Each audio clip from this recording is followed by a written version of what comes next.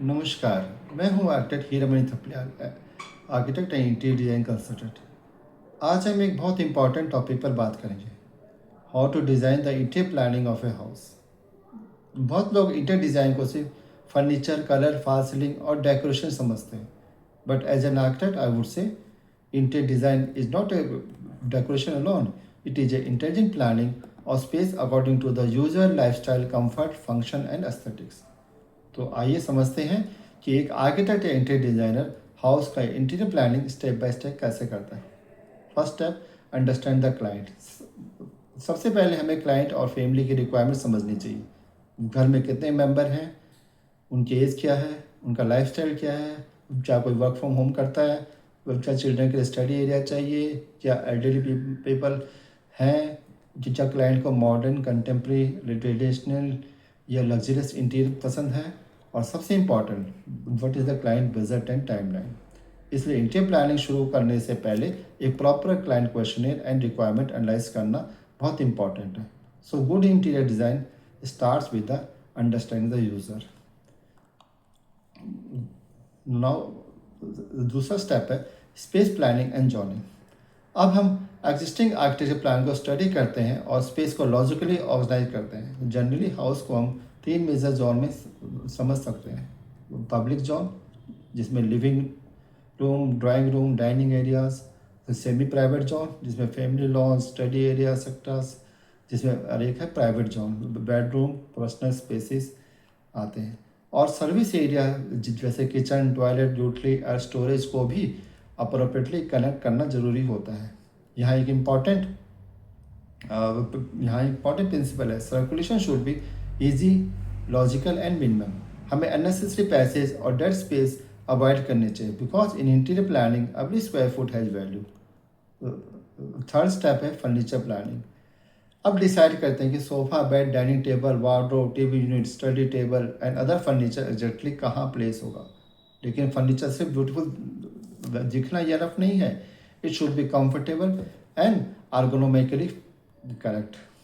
For example, sofa और centre table के बीच में एडिक्वेट मूवमेंट स्पेस होना चाहिए। बेड के अराउंड कंफर्टेबल सर्कुलेशन होना चाहिए। वार्डरोब के शटर और ड्रॉप प्रॉपरली ओपन होने चाहिए। किचन में वर्क ट्रायंगल, रेफ्रिजरेटर, सिंक और कुकिंग एरिया इफिशिएंटली प्लान होना चाहिए। Therefore furniture planning should happen before finalising the interior design, not after it. चौथा स्टेप है lighting and electric planning.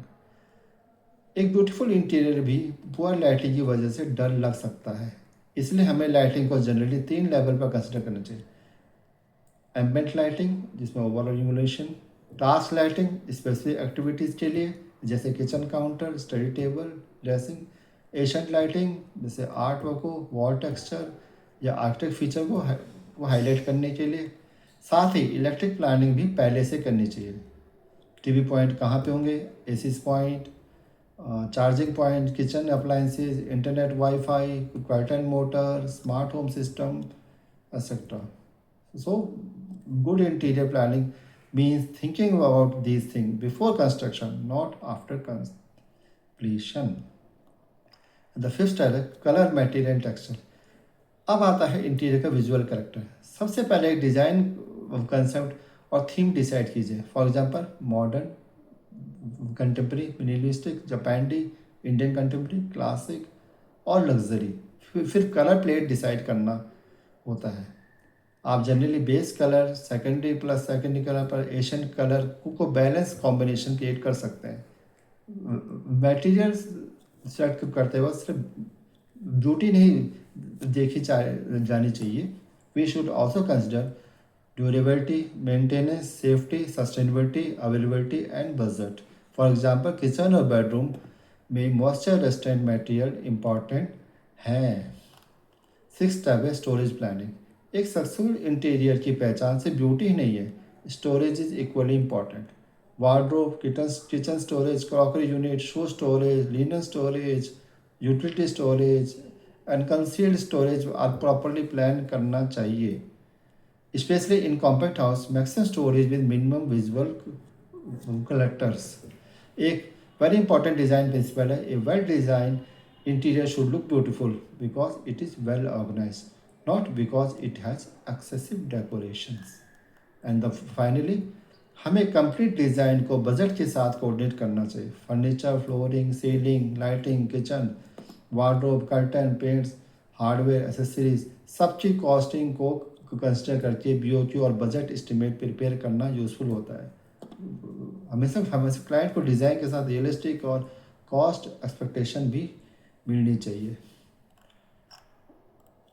So let's quickly remember the major step. Number 1, understand the client. Number 2, space planning and zoning. Number 3, furniture and ergonomics. Number 4, lighting, electrical planning. Number 5, color, material and texture. Number 6, storage and functionality. And finally, budget exclusions. और एक बात हमेशा याद रखिए, good interior design not about filling a house with beautiful things.